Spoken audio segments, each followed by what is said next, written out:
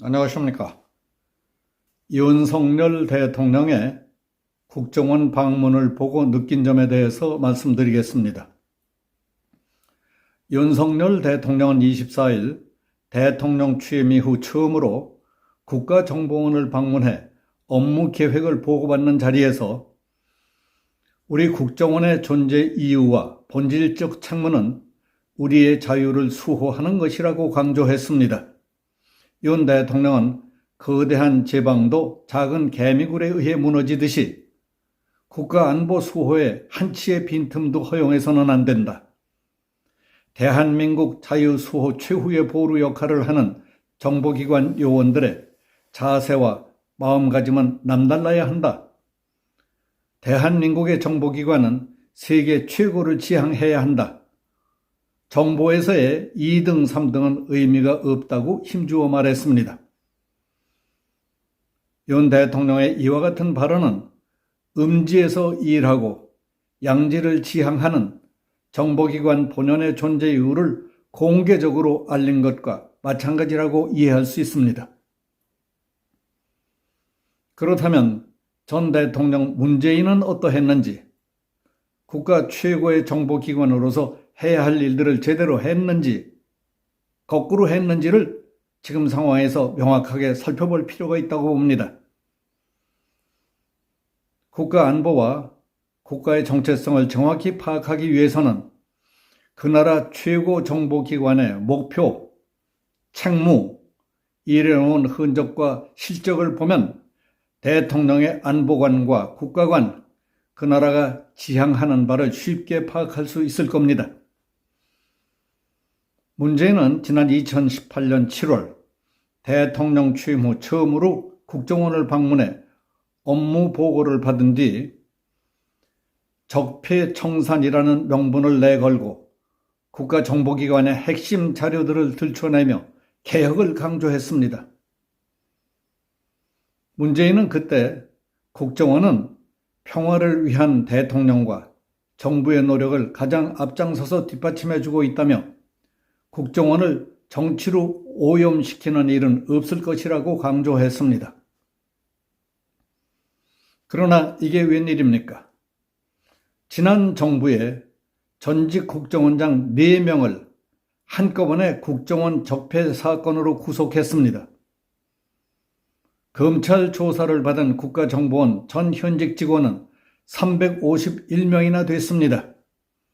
그들 중에 기소 46명, 징계 등 내부 후속 조치를 받은 사람이 33명이었습니다. 20년, 30년 또는 40년씩 길러온 전문 인력과 귀한 자료, 국가적 자산을 한꺼번에 깨빡쳐버린 꼴이 됐습니다. 그야말로 법에 따라 조직의 명령과 지시에 따라 간첩 잡고 첩보 수집 분석하고 국가 보위를 위해 묵묵히 일해오던 요원들이 일진 광풍에 휩쓸려 낙엽처럼 떨어져 나뒹굴었던 겁니다. 국정원은 평화를 위한 대통령과 정부의 노력을 가장 앞장서서 뒷받침해주고 있다. 국정원을 정치로 오염시키는 일은 없을 것이라고 했던 문재인의 말이 그건 말도 안 되는 소리였습니다. 언뜻 듣기에는 그럴싸하게 들릴 수도 있겠지만은 자세히 생각해보면 말도 안 되고 어리석기 짝이 없는 소리였던 것입니다.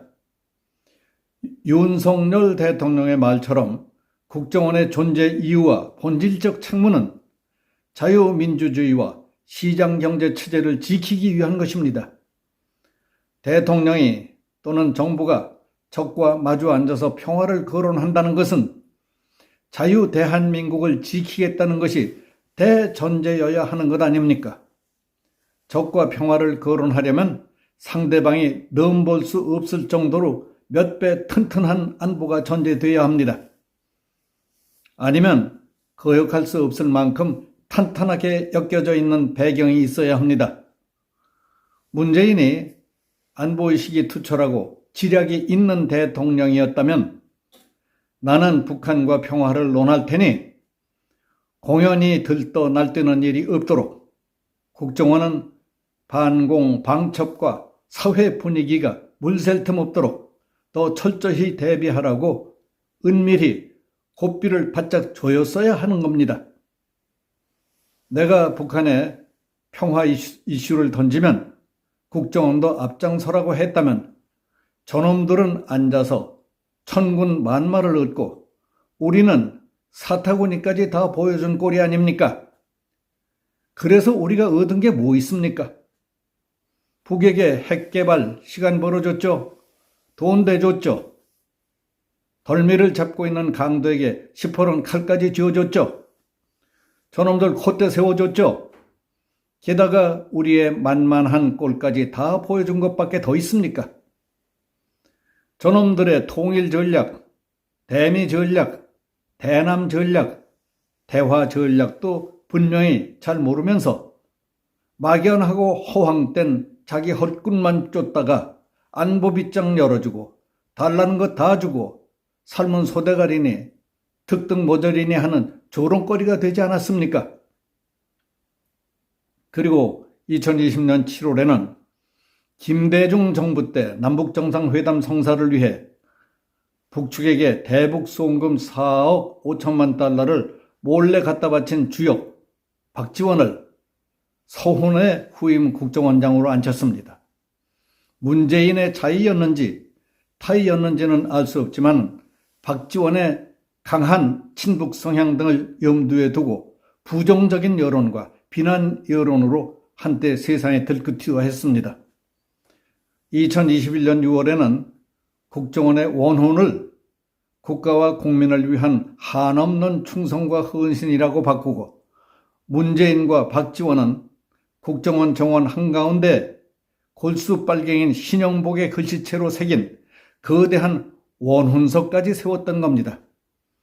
문제는 원훈석이 아니라 신영복의 글씨체로 거대한 원훈석을 새겨 간첩 잡는 국정원 마당 한가운데 떡 세워놓았다는 데 있었습니다.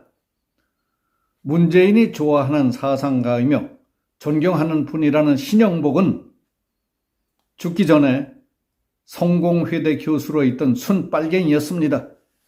신영복은 1968년 통일혁명당 사건의 중간책으로 잡혀 국가보안법 위반 혐의로 대법원에서 무기징역 판결을 확정받고 20여 년간 복역하다가 가석방 처리된 자였습니다. 통일혁명당, 즉 통역당 사건이란 북한 노동당의 실질적인 남쪽 지하당 조직으로서 1968년 8월 당시 중앙정보부가 검거 발표한 대규모 간첩단 사건이었습니다. 그때 158명이 검거돼 50명이 구속된 1960년대 최대의 공안 사건이었습니다.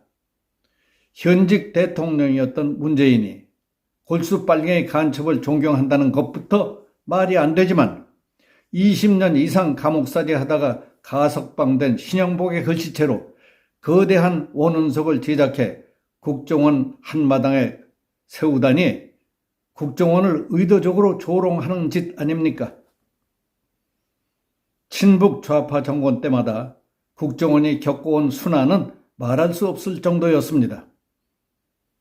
김대중은 대통령이 취임한 직후인 1998년 4월 국정원을 비롯해서 검찰, 군, 경찰 등 대공활동 전체를 무력화시켰습니다. 구조조정이라는 명분으로 국정원의 전문 정보수사요원 581명을 대량 숙청했습니다. 기무사 요원 600여 명, 공안기관 대공경찰 2,500명, 그리고 공안검사 40%의 자리를 없앰으로써 대공활동 전체를 무력화시켰던 겁니다. 특히 중요한 것은 적의 수뇌부에 침투해 고급 정보를 얻고 적을 교란시키기 위해 고도로 훈련시킨 우리의 북파 공작원들인 휴민트 요원 250명의 명단을 김대중이 김정일에게 직접 넘겨주어 북이 그들의 씨를 말리게 했던 일입니다.